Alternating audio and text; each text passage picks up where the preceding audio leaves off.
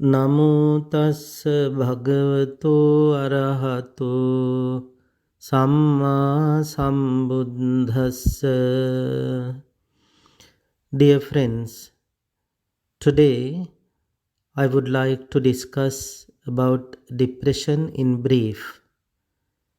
This is a very interesting topic and a burning issue in our global society, which I have been discussing with many undergraduate students who study psychology and some professionals who are in the domain of psychology and counseling.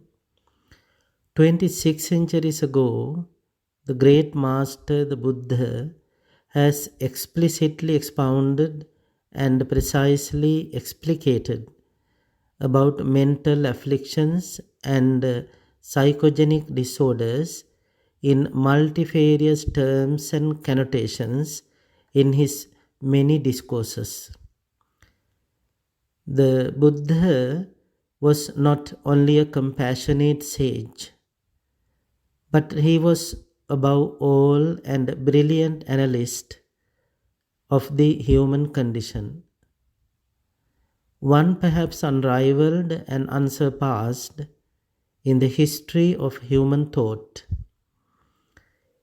He was also a physician who provided an acute diagnosis of the human condition and a surgeon who pulled out the dots of suffering that have pierced the human heart and perplexed the human mind. The texts describe him as Mula Dasavi, the one who has seen into the deepest and the most obscure roots of human misery. The Blessed One was the foremost psychologist, psychiatrist, and incomparable psychotherapist in our human history. The Blessed One always encouraged and guided his disciples, both domestic and monastic, to practice mindfulness and careful attention. He profoundly highlighted the significance and the magnitude of being in the present moment. Once he stated thus, "They don't sorrow over the past, nor do they hanker for the future. They maintain themselves with what is present. Hence their complexion is so serene. Through hankering for the future, through sorrowing over the past, fools dry up and wither away like a green reed cut down." In his first sermon, the Buddha clearly elaborated thus: "Because there is a noble truth with regard to suffering. Birth is suffering, birth is difficult, aging is hard, dying is painful, sorrow, grieving, pain, anguish, and despair are all painful. Being stuck with what you don't like is stressful. Being separated from what you do like is stressful. Not getting what you want is stressful." In brief, the 5 aggregates that are affected by clinging bring no satisfaction.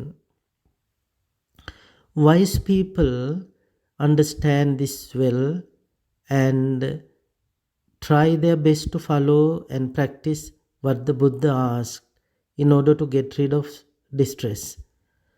Some people are suffering from mental disorders. Currently, there are many well-trained and well-educated professionals and experts in our planet.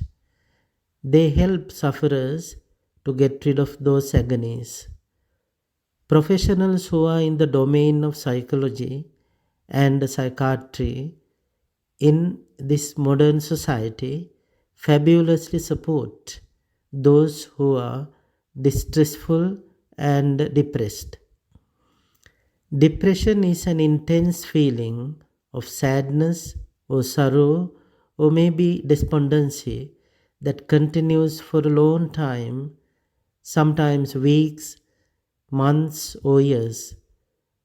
If someone is depressed, it can start to interfere with one's personal and work life, well being, and physical health. Some people find themselves that they are stressful and depressed. Most innocent people and young children are not capable of recognizing what is happening in them.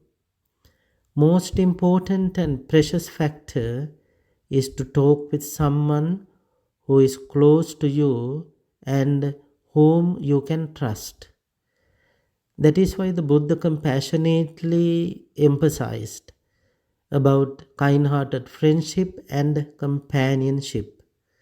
In general, I would kindly request parents, youth, children, friends, and members in our human family to talk to your fellow humans without any judgment, to make them aware that someone is there for them to talk.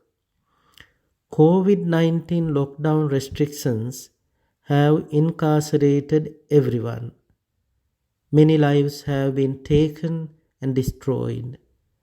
Isolation, loneliness, seclusion, and solitude are unfamiliar austerity and unexpected severity for people.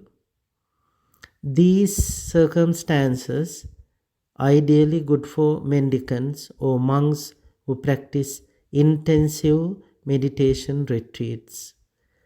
Loss of income, loss of relatives, loss of freedom which people used to experience before pandemic are the root causes of various mental agonies and afflictions in our society today. Unfortunately, lack of knowledge about practicing mindfulness and lack of training about self management have caused various mental stress and distress.